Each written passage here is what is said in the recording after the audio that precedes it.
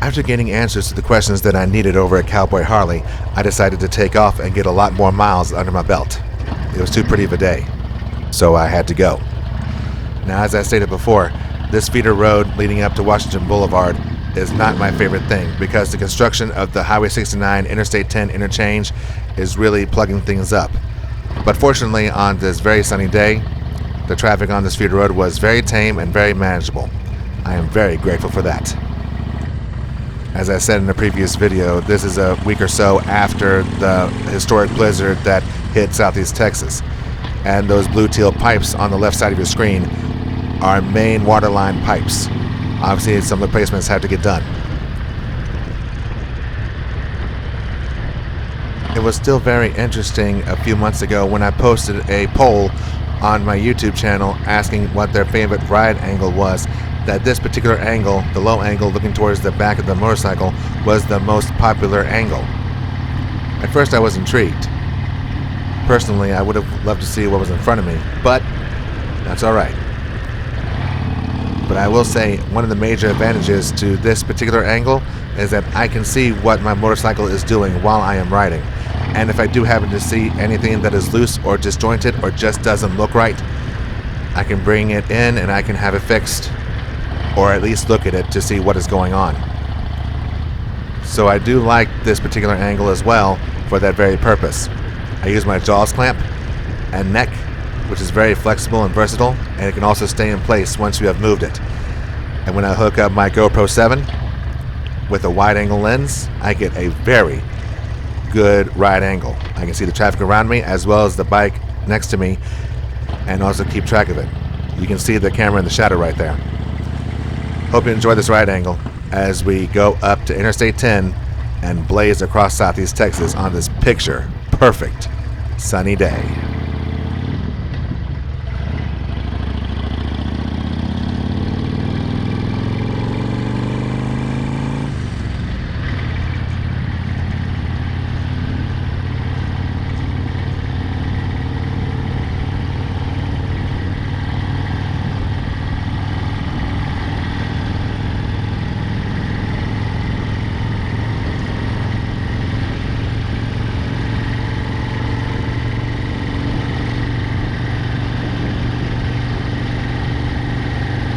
I am still very well intrigued by how light and manageable Interstate 10 was at this time.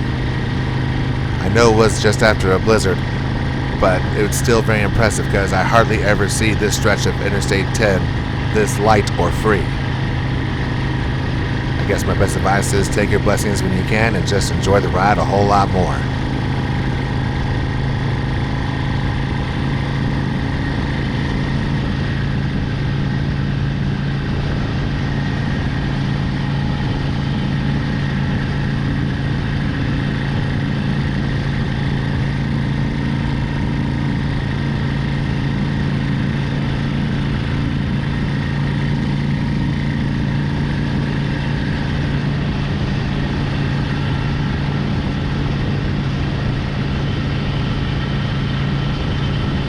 I know this camera looks like it's about to hit the ground, but bear in mind, the GoPro 7 is using a very wide angle, so the lower floor looks a lot closer than it actually is.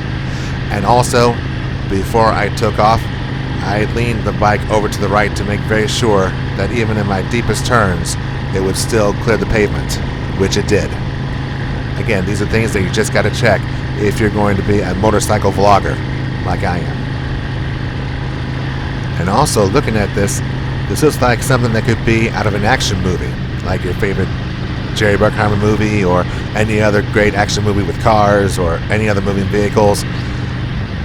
I mean, let's face it looks pretty cool like this, doesn't it?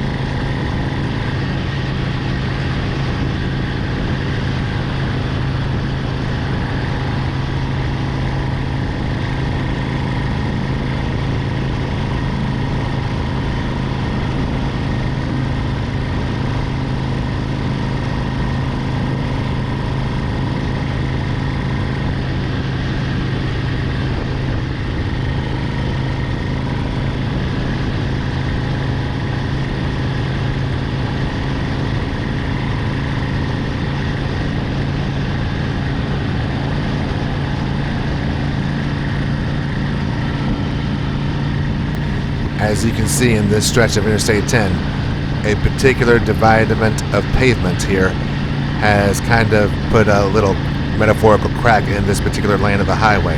As a biker, you always want to tread that with caution. And besides, bikers are trained to stay in one side of the lane, either on the left lane or the right lane.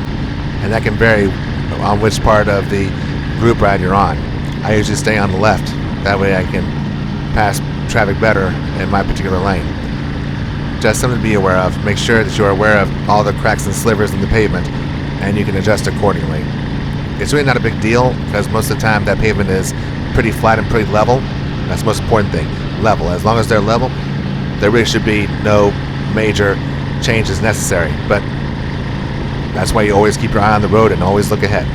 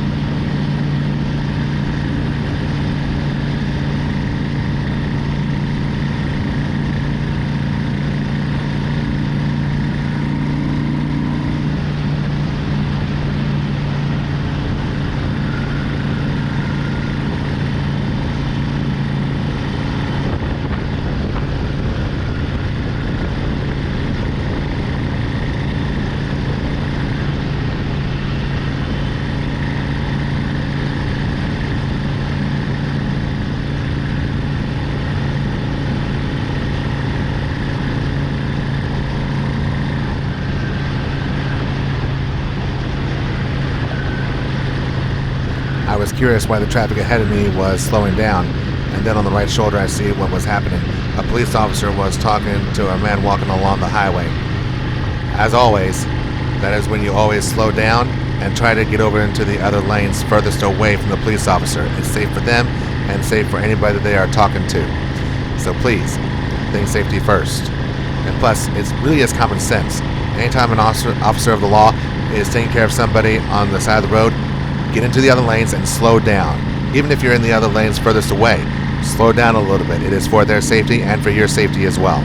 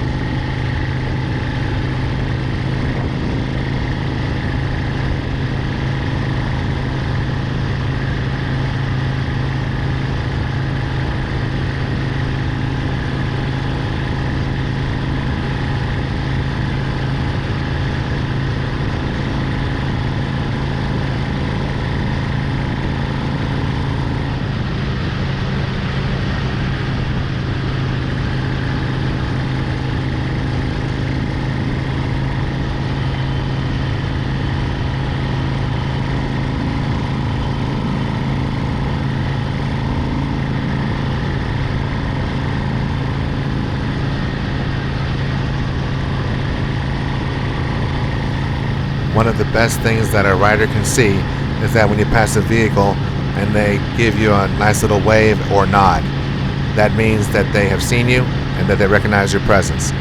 There's no better feeling for a rider than seeing that, seeing wary drivers well aware of the surroundings and knowing that you are there. That's why we always applaud every single driver that is always looking out for bikers. Speaking of acknowledgement, did you know that acknowledgement can come in all shapes, sizes, and forms? A couple years ago when I first started riding, I was going down this stretch of Interstate 10 between Beaumont and Orange, and while going at this velocity, a Jeep cut me off as she was switching lanes over in front of me. Of course, I had to slow down and avoid it. I wasn't really happy about that. But I stopped at the Flying J gas station, in Pine Forest so I can get fuel and stretch.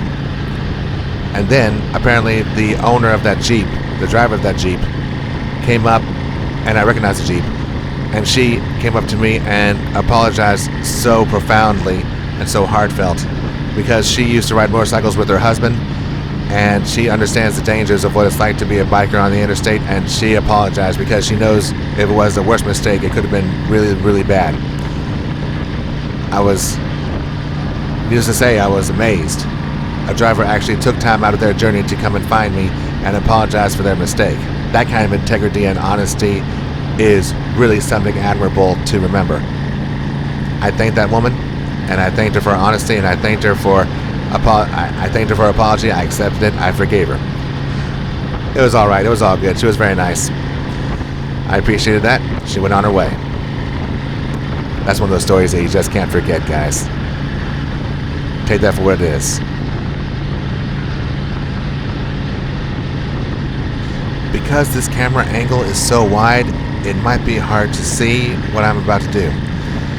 As most bikers will tell you, especially when they're on the highway for a while, they tend to sway to the left and the right of their lanes, otherwise known as rocking and rolling.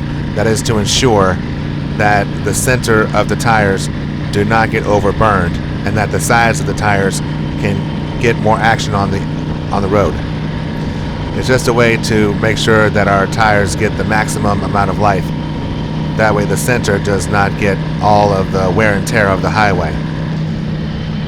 I know it's a little hard to see, but I am swaying left and right within my lane to see if I can balance out the wear and tear of the pavement. I do not recommend doing this unless you have absolutely no traffic around you and if you deem yourself comfortable and safe enough to do it. And honestly, it might make some drivers nervous, so if you're around drivers, don't do it. Don't make them any nervous. It could lead to a mistake, and we do not need mistakes on any interstate highway. Speaking of making mistakes, just before Christmas 2024, there was a major mistake on Interstate 10 right at the border of Texas and Louisiana that caused a total traffic stoppage on I-10 eastbound going towards Louisiana. Apparently a couple semi-trucks got swerved onto a barrier, so much to the point that some of the trailer axles were sawn off thanks to the barrier. That was a monstrous wreck out there on Interstate 10. It not only affected the east lanes going to Louisiana, but it also affected the westbound lanes coming from Louisiana over the Sabine River to Texas. The articles of that incident are on the video description. It was an absolute mess. I had an errand to run in Orange on that particular day, and I happened to see the traffic on Interstate 10 come to a total and complete stop. You don't see that very often in our neck of the woods of Southeast Texas.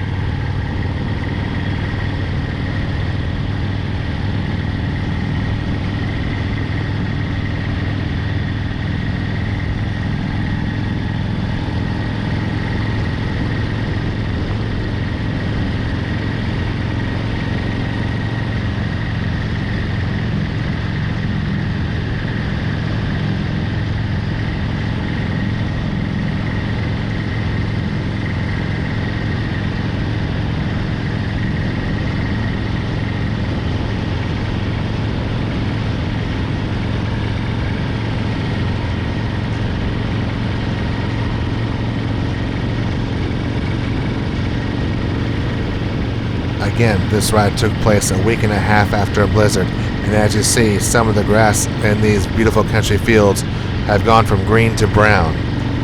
Again, I think the vegetation out here took a little beating after the snow and ice from that epic historic blizzard.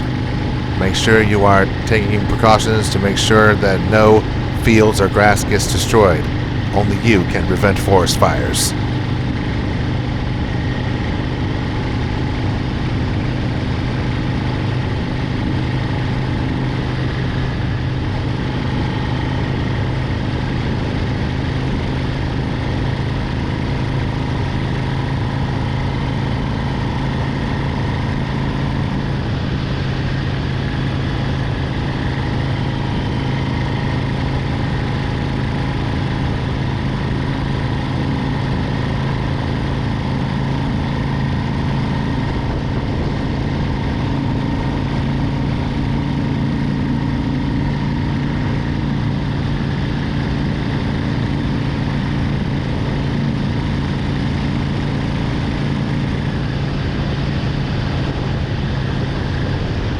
Up here on this stretch of the freeway is a very active Union Pacific Railroad line.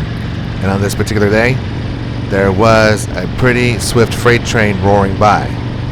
Usually as I approach a railroad crossing from a distance, I usually shut off the engine so it can cool down until the train vacates. And I usually shut off the engine even while I'm cruising in. Let's take a listen.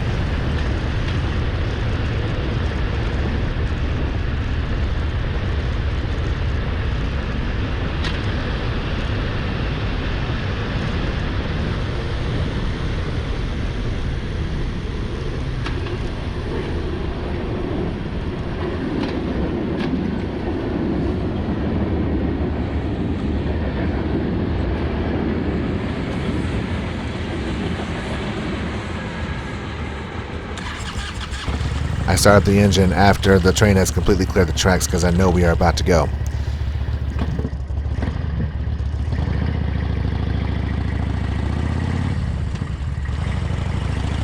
And also keep your bottoms up every time you cross the tracks. No matter how smooth it is, it could very well save your spine.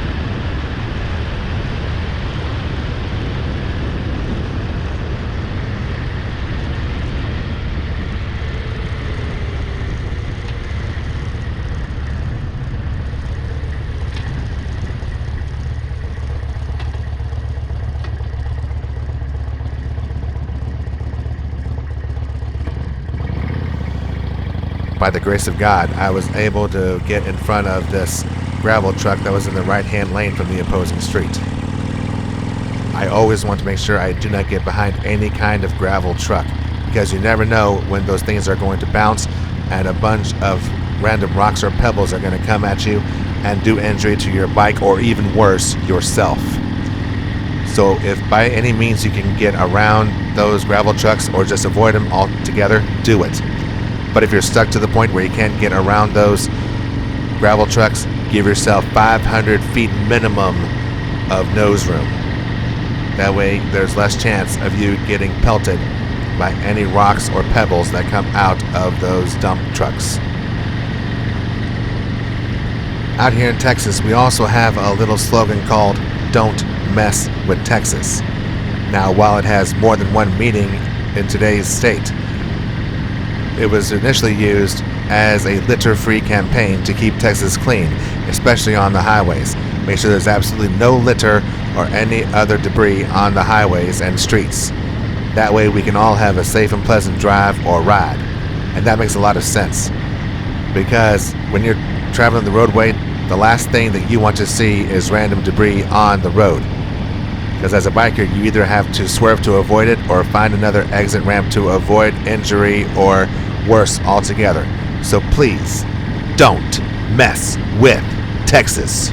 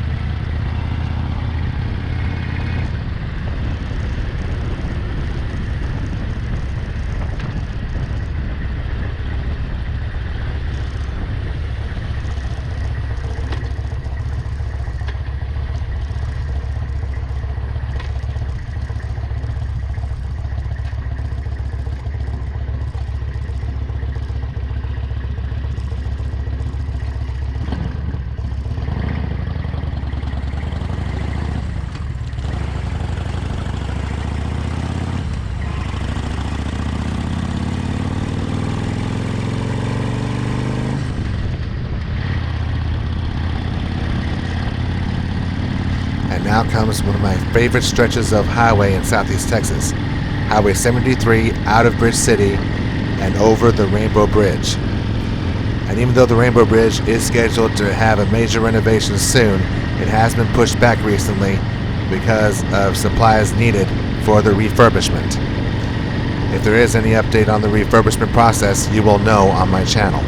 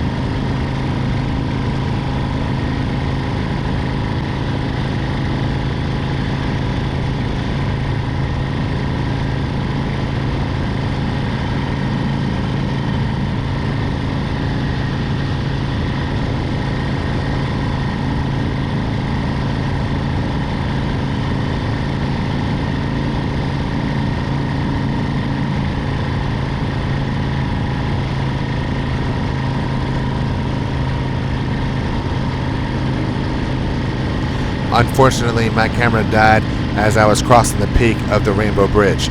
So unfortunately, this ride is going to have to be cut short.